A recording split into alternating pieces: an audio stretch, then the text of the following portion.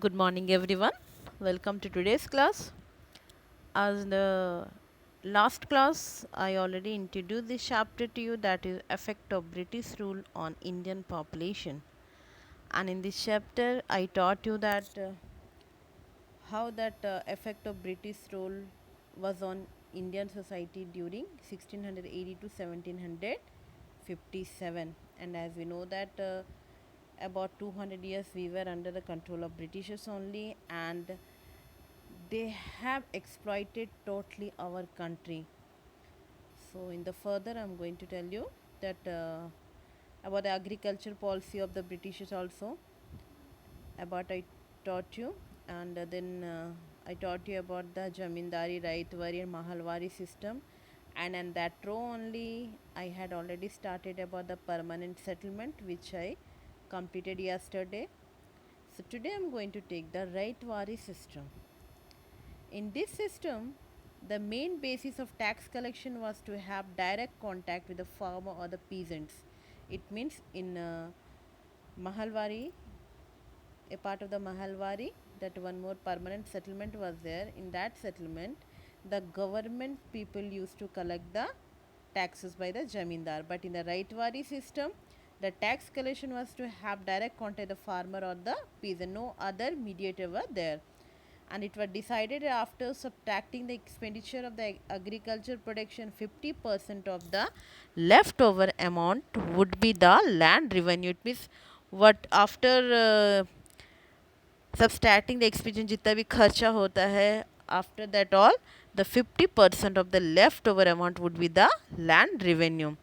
And earlier day it used to increase and decrease in price of the crop did not have any connection with the revenue. It means उनको अगर उन्हें profit होता है loss होता है, either increasing in the price other less price, उनको उससे कोई मतलब नहीं था, as they have fixed a permanent rate about the 50% of the leftover amount they have to pay. In fact, Bombay and Madras Presidency provinces, it was established for the 30 years. It means this Raitwari system has been long for the 30 years, and even after direct contact with peasants in the system, they were also exploited. It means permanent settlement as well Raitwari system.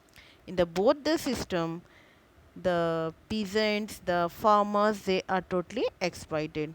So come to the next, that is the Mahalwari system. Let us see what is the Mahalwari system. In 1833-43, British rule started a new system of the collecting revenue in the western. It means every year, every 10 years, 5 years, 1 year, they used to change the revenue collection system. In this system, the whole village was regarded as a mahal. It means the whole village collectively known as a mahal, and for the settlement of collecting revenue. It means that all the families of peasants had a joint responsibility for collection of revenue, not a single person. All the farmer family, those who are residing in the village, they all collectively known as a mahal. Similarly to the rate system, after subtracting the expenditure on the agriculture and for feeding a peasant family, 50% of left money was collected as a revenue. I repeat myself, after subtracting the expenditure on agriculture, जितना भी खर्चा करना था, and for feeding of the peasant family, जो उनको use होता था वो पैसा, उन सब को छोड़ के जितना बचता था उसका 50% of the money it was collected as a land revenue. And this type of system was imposed in Punjab, Madhya Pradesh and Chhattisgarh also. So next point, that is how we used to collect it. We in the sense that how the revenue collection term used in the Chhattisgarh. Chhattisgarh में कैसे use करते थे? British rulers did a lot of changes in land revenue system in Chhattisgarh. They divided Chhattisgarh into different parganas and कम्विसदार्स. ये different different Pargana states में या आप जो district की तरह उनको कन्वर्ट किया गया था, and head were the kamavisdars. For collection of revenue from a pargana, amir and Pandya were the revenue officer. Underline here those are in text book. from the Pargana, Amir and Pandya, they were the revenue officer. It means they used to collect money from the peasants. British officer abolished the post of Patel prevailing during Maratha rule, and instead of that post of Gautia was created. So British officer, they abolished, रोक दिया गया था Patel, the post of the Patel during the Marathas when they were ruled over here. They made a one Patel post, and that post had been abolished by, रोका गया था अंग्रेजों के द्वारा, and instead of that they have started a Gautia. In that, the village Gautias collected revenue in 3 installment. The village Gautia, जो head of the revenue collection करता है, they used to collect the revenue in the 3 installment, and revenue were decided according to the area of the land. In particular person having the big large area of land, then they have to pay more comparison to others. Village Gautia collected revenue and deposited it in the government treasury. सरकारी खजाने में उसको डाल दिया जाता था.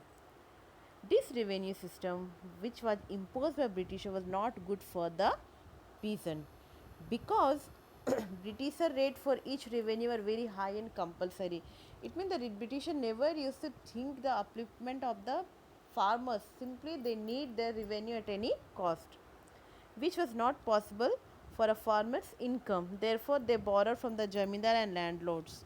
अब इनको क्या करना पड़ता था? When they are not able to pay the Britishers, they used to take loan from the jamindar and landlords. If the revenue was not paid regularly, the landlord used to capture their lands. अगर उनको पे नहीं मिलता था, पैसा नहीं मिलता, they used to capture the farmers' land. Ultimately, the condition of peasants were not at all well, and so they hesitated against the British rule. So for everything there is a one limitation, and the limitation is going to off, then definitely they are going to against. So now after the paying and paying and paying to the Britishers, now the farmers are ready to agitation, उनके विद्रोह पे उतर गए. So in this manner peasant revolted against company rule. Company rule, once again I am telling you, company rule, it means that is the Britishers only.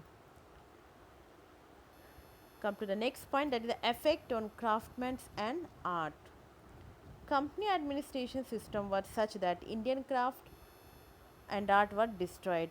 So when the company rule over here, during that time Indian art and craft were totally destroyed, and Indian craftsmen and artists were forced to sell things at the very low price, and heavy taxes were also imposed. They are just a poor families, and the administrator, the Britisher, forcefully they used to ask them to sell the things in the very less rate, as well they have to pay high tax.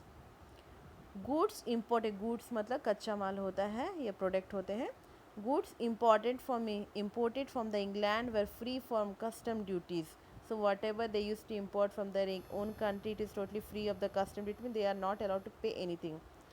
So goods were the cheap only. Ultimately Indian craftsmen and art could not exist in front of the foreign goods. So जो foreign goods आता था वो इनके अपेक्षा सस्ता दिखने लगता था. Indian craftsmen left their profession and their dwelling were ruined. And slowly Indian craftsmen, they used to left their craftsmanship, whatever work they are doing, they used to left, and they used to dwell, घूमते थे, in the search of work. Therefore, cloth industry of Dhaka, once known as Manchester of India, was destroyed. So slowly the Dhaka, earlier it was Manchester of India, it was totally spoiled. And also industry of Murshidabad and Surat were also destroyed, because they have to pay large tax, and they have to sell their all the product in a very cheap rate. Craftsmen were unemployed, and they had to depend on farming. So they have to bring up their family. In that condition they are going to depend, so they were going to depend upon the cultivation, kheti only. Ultimately they were unsatisfied with the company rule. So children, this is all about today's explanation of this chapter.